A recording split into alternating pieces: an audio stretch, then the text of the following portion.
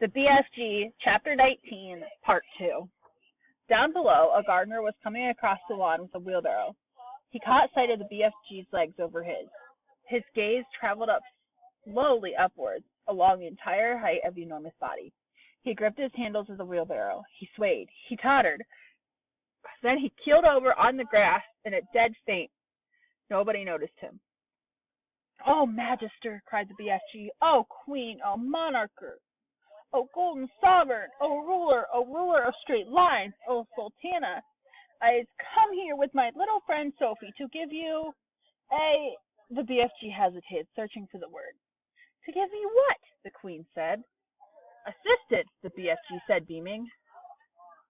The Queen looked puzzled. "He sometimes speaks a bit funny, Your Majesty," Sophie said. "He never went to school." "Then we must send him to school," the Queen said. "We have some very good schools in this country."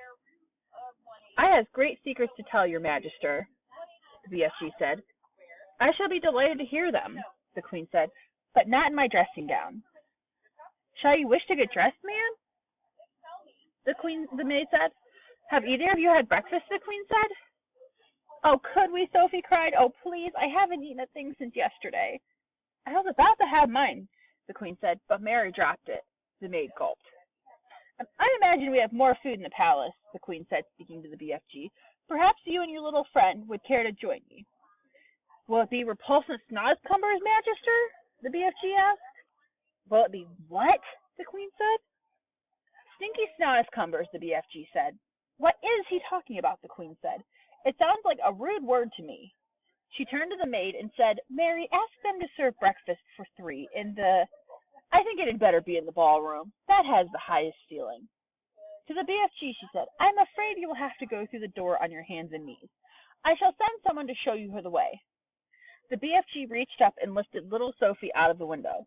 "You and I is leaving Her Majesty alone to get dressed," he said. "No, leave the little girl here with me," the Queen said. "We'll have to find something for her to put on. She can't have breakfast in her nightie." The BFG returned Sophie to the bedroom. "Can we have sausages, Your Majesty?" Sophie said. "And bacon and fried eggs?"